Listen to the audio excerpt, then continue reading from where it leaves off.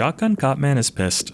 In fairness, I would be too if I looked like the offspring of a dildo and a piece of chalk, but the more pressing target of his anger is the urgent need to arrest Satan. And color me shocked, but Satan refuses to come quietly, rudely flipping off Shotgun Copman at every conceivable opportunity. Who knew the Prince of Darkness could be so disrespectful? You may understandably have some questions. Who is Shotgun Copman? Why is he hunting Satan down? Why is Satan wearing a kinky fishnet top while two fairy-winged demons carry him around on strings? Shotgun Copman isn't interested in answering your petty questions. Shotgun Copman is here for justice or something, and an outpouring of justice he shall dish. To the surprise of absolutely nobody, the publisher behind this dumbass concept for a game is Devolver Digital, a company I owe immense gratitude for continuing to take chances on games that lean into their own stupidity with a wink and a nod. Shotgun Copman is a stupid game. Shotgun Copman knows it's a stupid game. But I really enjoy saying Shotgun Copman, and I really enjoyed playing Shotgun Copman, so while its intentionally minimalist design philosophy might not quite tickle everyone's acorns, meeting Shotgun Copman where it lives will very nearly guarantee a fantastic time.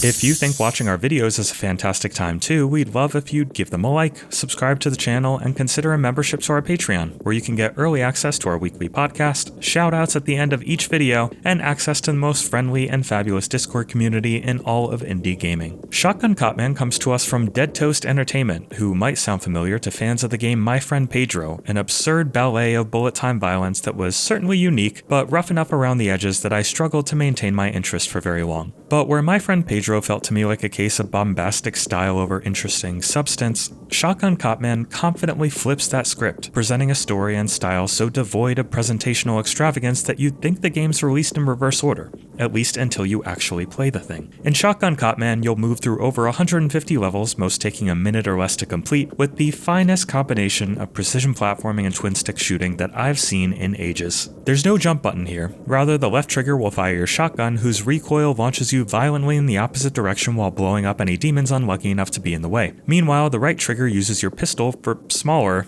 still pretty violent, but less intense shots that clear small obstacles or let you hover in the air as you shoot demons like some bloodthirsty wizard of savagery. While each weapon has limited ammunition, like the shotgun allowing only 3 shots before running out of bullets, all you must do to reload is briefly touch the ground. You also have the ability to use the right bumper to pick up demons and throw them at one another, but given the risk of getting too close to Lucifer's minions lest they suddenly fire a bullet into your face, it's not an ability I used often. There are many additional weapons to find and use in place of the pistol, and many of these are hugely fun to use, like a flamethrower or rifle that can take out multiple enemies lined up in one shot. In terms of your core moveset though, everything Shotgun Copman has to offer is done so upfront. There are no additional moves to unlock, no special abilities to equip, and nothing whatsoever in way of cosmetics, collectibles, or secrets. And yet, the game's level design is so unabashedly excellent that it's hard not to be impressed with the sheer volume of ideas born out of what little complexity it appears to have on the surface. You'll traverse platforms that transform into spiky death traps every time you shoot them. You'll fire at grapple points to quickly zip between obstacles. You'll solve puzzles that require ricocheting bullets off walls or through pipes to hit switches that allow you to proceed. And you'll do it all with controls that feel silkier than an overpriced scarf, making every untimely death feel like the result of little more than your own dreadful incompetence. This is just a small sampling of the enormous number of ways Shotgun Copman mixes up its level design through the 3 to 4 hours it takes to complete its campaign. And while that length might sound disappointing to some, the user-generated levels and the several additional hours necessary to complete each level are bound to add plenty of value to those seeking it. Here's the thing though. Shotgun Copman, at least in terms of what the game requires to get through each level and see the credits roll, isn't especially difficult. You'll get hurt and die plenty of times on your way to arrest Satan, but the game makes a point of getting you back into the fray with minimal frustration. Being hit once will remove your heart from your body and require you to retrieve it wherever you got shot, lest one additional hit make Shotgun Copman exit this world with the brief final words, "I die." But even when that happens, the game will often spawn you at a mid-level checkpoint, something I'm surprised even exists when most levels don't even take a minute to complete. The goal is clearly to keep you moving with the intention of making fun the first priority, and mastery of its mechanics a relatively optional secondary one. The boss fights you encounter at the end of each world are also very fun, but brief, and relatively easy save for the very last one. Each level of Shotgun Copman has 4 goals in addition to reaching the exit.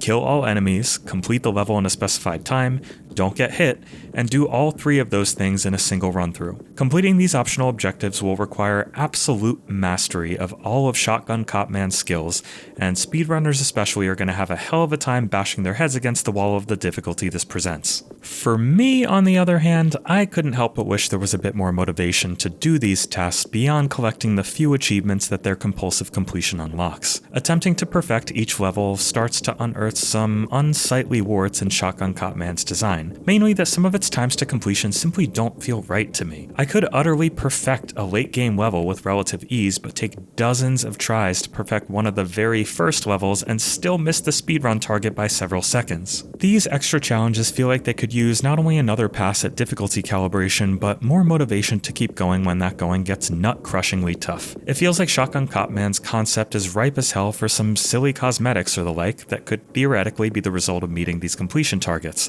But as of now, no such motivation exists, and my very brief attempt at completionism ended in demotivating frustration very early. Much like its overall design, Shotgun Cop Man embraces a practical minimalism that completely works but may not be everyone's cup of tea. A limited color palette, chunky character models, and environments meant to fill space rather than draw eyes to it make for a distinctive look, but one that rarely changes throughout the course of the game. I was too busy making demons eat lead to give much care to the choices of Hell's interior designer, but just know what you see here is more or less all you get. Similarly, while the thumping soundtrack provides a great vibe to all the pointlessly stupid violence to come, its thumping feels more or less uniform, never jumping out with any distinctive tunes worth looking up on Spotify later. As you might expect from a game that looks like it does, Shotgun Cop Man also runs flawlessly on Steam Deck, making it my personal platform of choice for much of my review time. Its short, bite-sized levels make it perfect for a handheld too, so Steam Deck fans should feel well catered to with this one. Overall, Shotgun Cop Man may be a minimalist experience with little in the way of extras or frills, but its core movement and level design feels sublime in execution. The most important aspect of any precision platformer is feeling good to play, and there's no doubt in my mind that Dead Toast Entertainment got their priorities right with this one. It's short, it's simple, and it is incredibly sweet.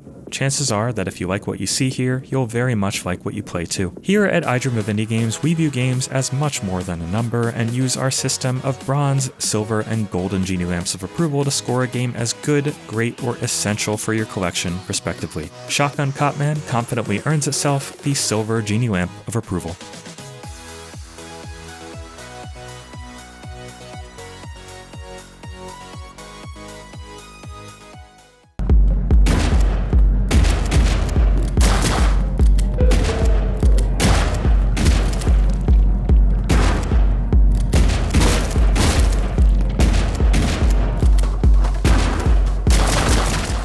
For far too long, you, the gamer, have been denied honest gaming coverage. Indie developers and publishers have lost their voice, but no longer. Like the video, subscribe to the channel, and head over to patreon.com/idreamofindiegames to join this epic campaign for indie visibility. The echo chamber trembles as our message grows louder. Voice to the voiceless.